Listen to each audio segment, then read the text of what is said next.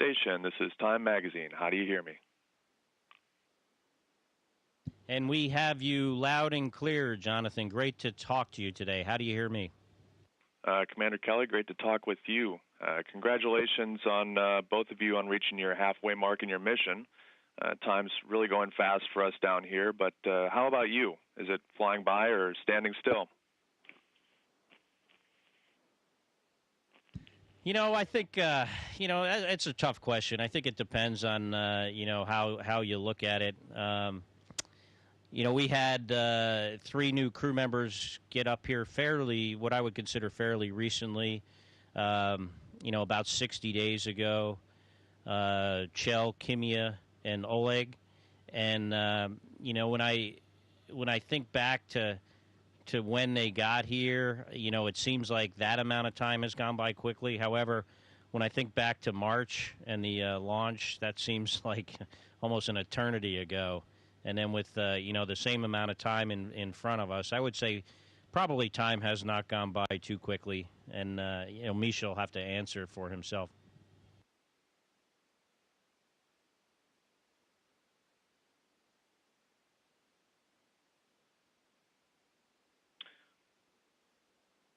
And Misha, did you have anything to add? Михаил, есть ли у вас что добавить? Для вас время летит быстро или, наоборот, остановилось на станции?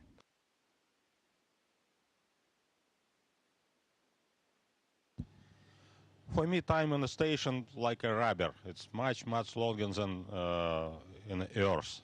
But I am glad I'm here with Scott, my friend, and a very great crew member.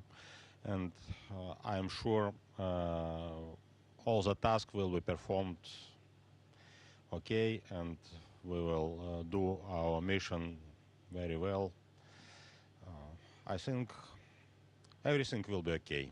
Thank you for your good question.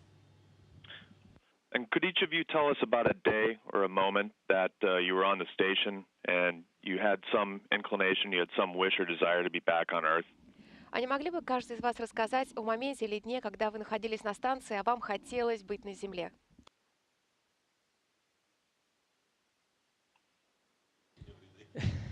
I wouldn't say there's a particular day, but there certainly have been days, and I think most of them involve, my kids and wanting to be there for them and be there,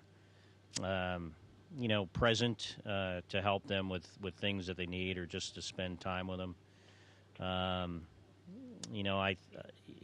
are a lot of people on Earth that I think might want me there. But, in the case of your children, I think they need you there. And so there have been those moments for me.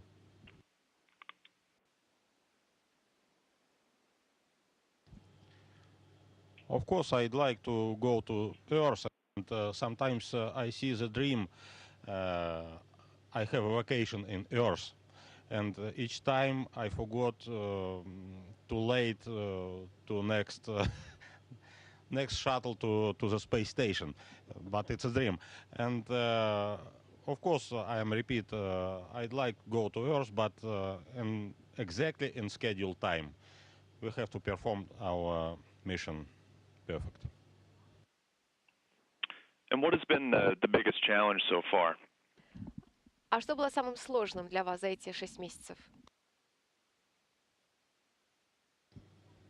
Yeah, that's a tough question. The whole thing, being up here, working up here, being up here every day for the last, I don't know how many days we've been here, over 170, is challenging because the work we do takes a lot of concentration. It's very detail oriented. It's stuff that some of it has some pretty significant consequences to very expensive hardware or our own personal safety. So it's a level of concentration and a work ethic, attention to detail, like I said, that you just need to maintain continuously or try your best to maintain that continuously. And that that takes a lot of effort, and it can be fatiguing. So I think for me the hardest thing is been trying to manage that that level of fatigue. So when I get to the end of this, I have as much in the tank as I did in the beginning, or at least enough to do my job effectively.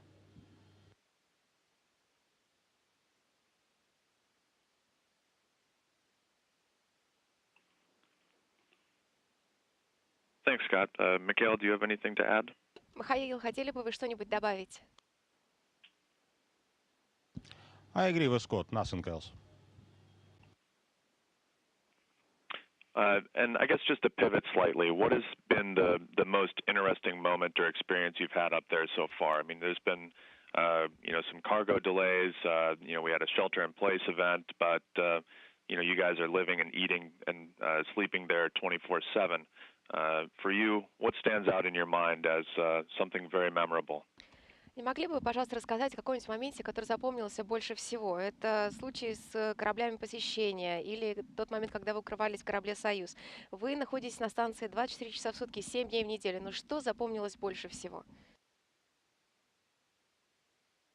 There are certainly a lot of those memorable moments.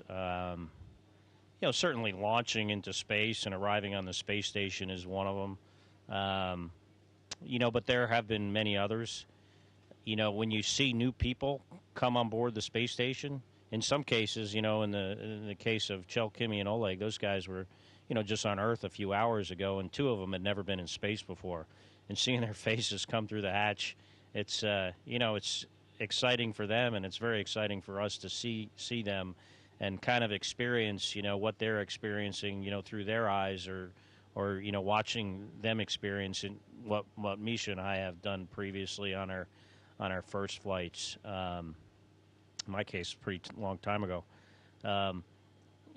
So those kind of like personal experiences are memorable. But we've done a lot of activities while I've been up here, a lot of science.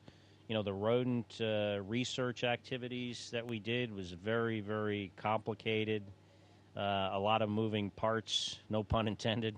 And the results were fantastic. There's a lot of other science. We're doing 400 different science experiments while I'm here for a year. Even this morning, we were just doing this fluid shifts experiment that uses this Russian Chibis device that puts negative pressure on our bodies to move the blood out of our heads to, possibly determine what the issues are with, effects on our vision while we're up here and other impacts that the microgravity environment has on our physiology. But we moved one of the modules while we were up here. We had a SpaceX arrive, an HTV. We had some challenges with some cargo vehicles that, although they never made it, it's certainly, I wouldn't call it a highlight, but it's definitely something that is, significant to the mission.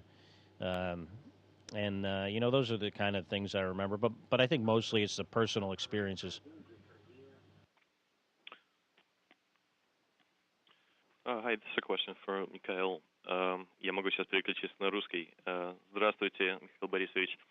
У нас вопрос. Я понимаю, что вы живете на русском модуле, и нам было бы очень интересно узнать, как это изменилось за последние 6 месяцев, как часто вы видитесь с Скоттом и с другими членами экипажа, которые живут на российском модуле.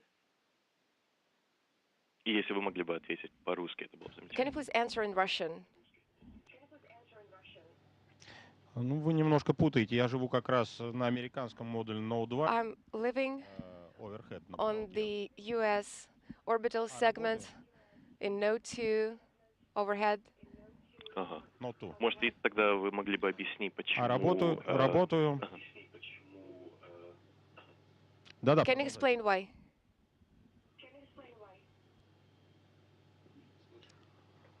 Ну, потому что так решили два ЦУПа. Because two mission control centers decided or made a decision that I should live on board the ISS on the US orbital segment. Который жил 5 лет назад на станции. This is exactly the same crew quarters where I lived 5 years ago, so it feels like home. Все знакомое. А работаю я, естественно, на российском сегменте. But I'm working on the Russian segment most of the time with my Russian colleagues. Yeah, Jonathan, there's 6 crew quarters on the space station, and 4 of them are in node 2, and there's 6 of us. So one of the cosmonauts generally sleeps in node 2, along with the 3 other U.S. OS crew members, 2 of which are Americans right now, and 1 is Japanese. Understood. Thanks. Mikhail, Scott, one last question for you. You and Chell have a upcoming spacewalk that's, we're currently scheduled for the end of October. How are you feeling about this as we come toward that date, and how are you preparing?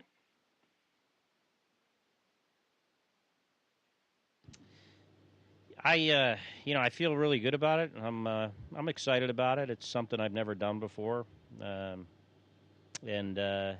I think the longer you've been up here, probably the more prepared you are to go outside. I mean, just your ability to move around and understand, how you need to control your body to do various tasks, and how, the small amounts of force you use to move and position yourself and other things is, something you really get a good sense for over time, and I think it's something that'll help on a spacewalk. But also, the longer you're up here, I think your ability to think more clearly is improved over time.